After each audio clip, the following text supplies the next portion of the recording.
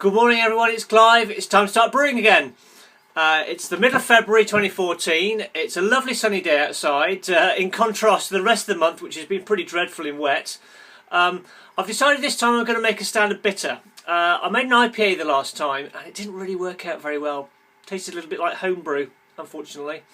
That's the luck of the draw in this game. Well, I'm going to go for something a little bit more traditional and hopefully it'll work out this time and taste like something you get from the pub. Cheers. The boiler's on. I filled it with 25 litres of water and that's set going at 8:30 AM. It typically takes about an hour and a half to get up to 100 degrees C, so little ways to go yet.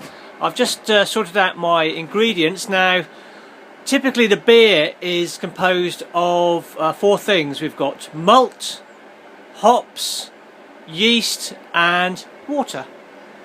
So here we go. This is the main malt I'm using. This is Maris Otter. Here we go. That provides the bulk of the sugars that go into the beer. I'm also going to use crystal malt. I'm going to use torrefied wheat and caramalt. Hops wise, I'm going to use Liberty, Magnum and Goldings, and typically this is how hops would come, vacuum packed like this. Basically the hops are the essence of the flavour, the aroma, the bitterness that you can taste and smell in a beer. I've added the pale malt and the crystal malt and the caramalt into the mash tun. I'd previously added 9 litres of boiled water that had been cooled down to 80 degrees C, and now what I'm doing is I'm making sure it's all mixed up before I seal it up with the lid and leave it for an hour and a half to steep, to let the water dissolve all the sugars from the malt. Time to reveal the mash tun, see how it's done. It's one of my favourite parts of the process. Oh, fantastic. You get a really fantastically malty smell when you take the lid off the mash tun. Before I start sparging, I'm going to run off as much of the sugary solution that was already in the container as possible, because this will have a lot of fine particles in it and I would like those to stay in the mash tun rather than be in the beer. So here we go. Just run that off into a container.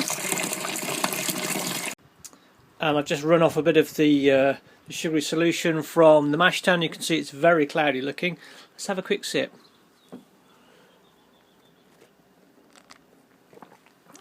Oh, that's lovely. Don't worry about it. Basically this is going to go back in the boiler so it will be totally sterilised again. But that's lovely. So what do I do with this? I basically pour it back through into the top of the mash, and these grains will then act as a filter bed and capture all those fine particles and just let the sugary solution through.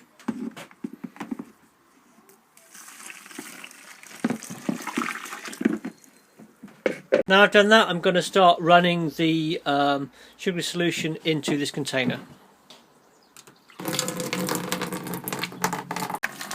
Right, now I'm going to start sparging through this rose, and ideally you don't want the surface of the grain to be exposed to the air, so you want a little bit of water on top of the malt at all times. So basically what I do is I just play the water across the surface of the grain, and then every now and again I might just turn it off just to make sure that it's not too waterlogged. I'm halfway through boiling the sugary extract, or otherwise known as the sweet wort, and can you hear that? No, precisely. The boiler's turned itself off.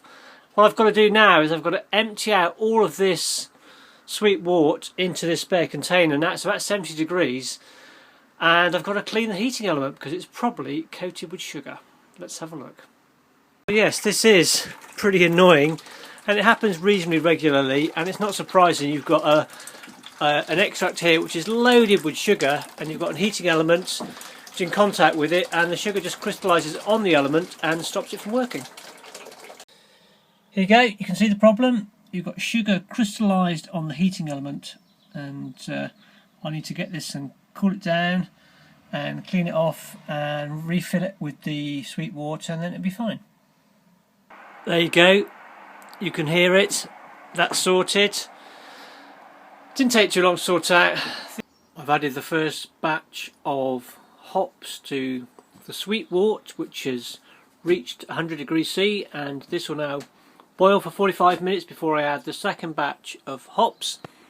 The first batch I added were Liberty and Magnum, and the second batch will be Goldings. I thought I'd show you the copper cooler. Now normally you see this, you only see this poking out the top of the boiler, so this, as you can see, is very simply just a copper tube which has been bent round into a sort of spring shape, and we've got pipes attached, one inlet, one outlet, and basically the water swirls its way around and basically acts as a heat exchanger to cool down the beer once it's finished brewing with the hop boil. The Mitchell Brewery condensation removal system is working well. You can see all the condensation is literally blowing itself out the door.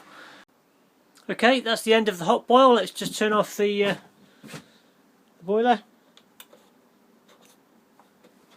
and turn on the chiller.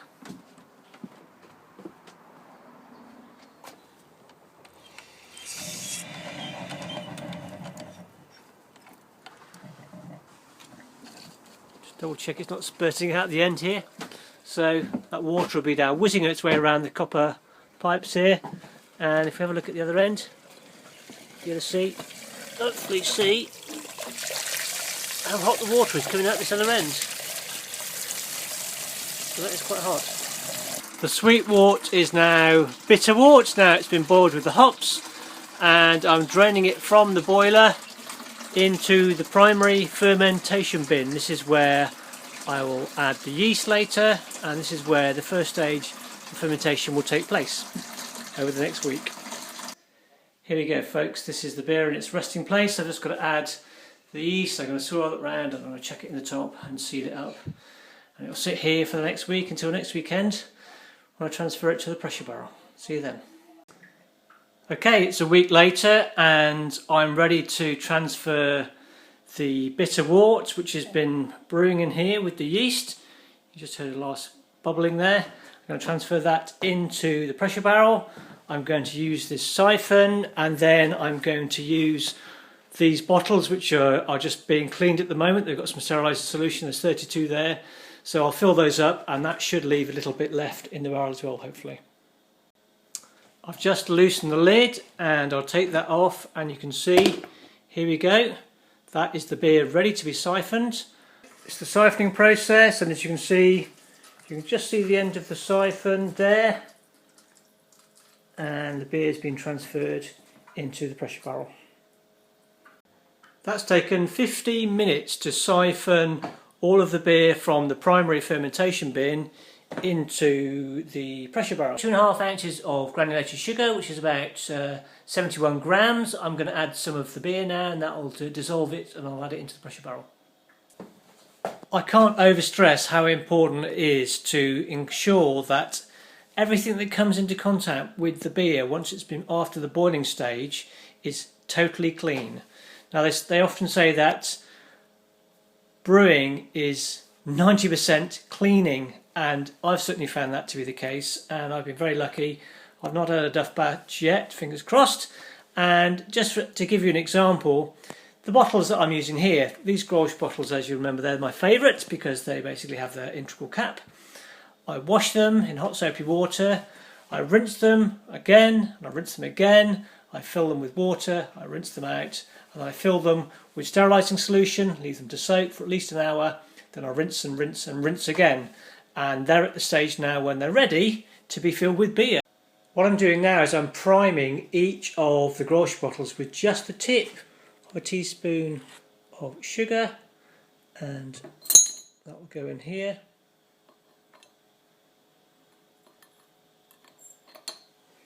And I know there's already some in there, but it's just a little bit extra just to make sure that the beer is fermented properly in the bottle. Now I'll be filling the bottles up the old-fashioned way, just using the jug. There you go, that's 32 bottles filled, and I've still got, well, about a third of a barrel there as well. Okay everyone, until next time, happy brewing.